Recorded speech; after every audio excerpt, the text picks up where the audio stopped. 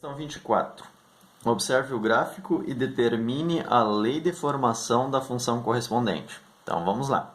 Então, nós temos três intervalos aqui. Nós temos esse pedacinho de gráfico, tá? Do menos infinito até o 1. Eu estou falando na reta y. Do menos infinito a 1. E depois ela é somente 1, é constante. E depois ela cresce do 1 ao mais infinito. Em x, o que está acontecendo nos intervalos em x? O gráfico desta partezinha aqui da primeira parte, são três estágios desse gráfico. Então, primeira partezinha nós temos do menos infinito ao menos 1, depois do menos 1 ao 1, que é o segundo estágio, o terceiro estágio é do 1 ao mais infinito. Então, temos esses três intervalos. O que ele pede? É para observar o gráfico e determinar a lei de formação da função correspondente. Então, vamos montar uma função parecida com essa. Então, aqui foi dada a função, né, uma função composta aqui para nós, e aí a gente desenhou o gráfico. Agora, não é uma função composta, é uma função por partes, desculpa. E aqui deu o gráfico e a gente quer achar a função. Então, vamos lá. Mãos à obra. Do intervalo, então, vocês analisam aí no gráfico de vocês. No intervalo de 1 ao mais infinito, que é o terceiro estágio que eu falei para vocês, que é esse pedacinho. Vou analisar esse pedacinho. É uma função crescente, né? Então, nós temos os pontos que pertencem a esse intervalo. Quem são?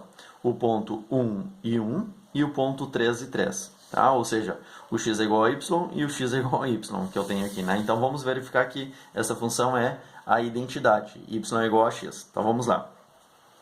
Então, eu peguei uma função y do tipo... Só um pouquinho.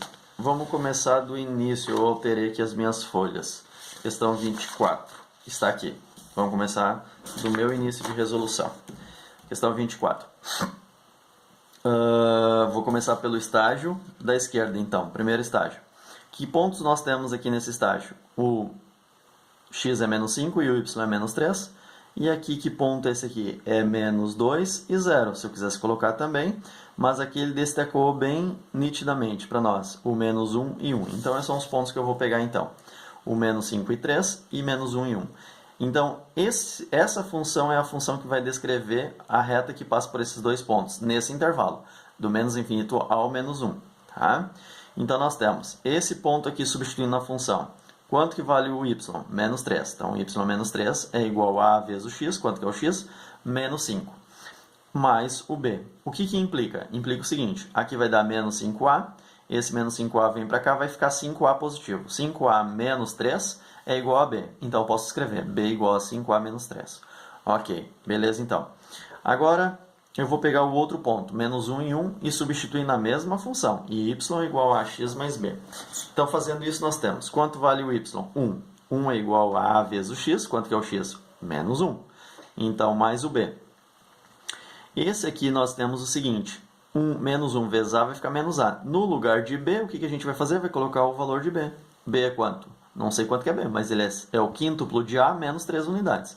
Então, 1, né, daqui vai ficar igual a menos a, que é esta multiplicação, mais o valor de b, que é esse valor, em 5a menos 3, menos 3.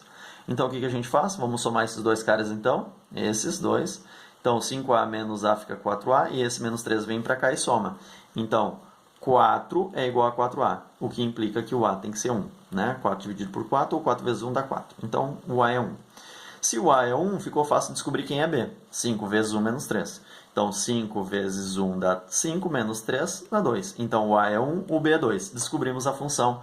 Esta função, então, que é 1 vezes x mais 2, que é o a vezes o b, é o a vezes o x mais b. Então, ficou a função x mais 2, ou seja, y é a função x mais 2. Para que intervalo? Para esse intervalo aqui, que é o primeiro estágio. Então, achamos o primeiro pedacinho. O segundo intervalo, o intervalo de menos 1 ao 1.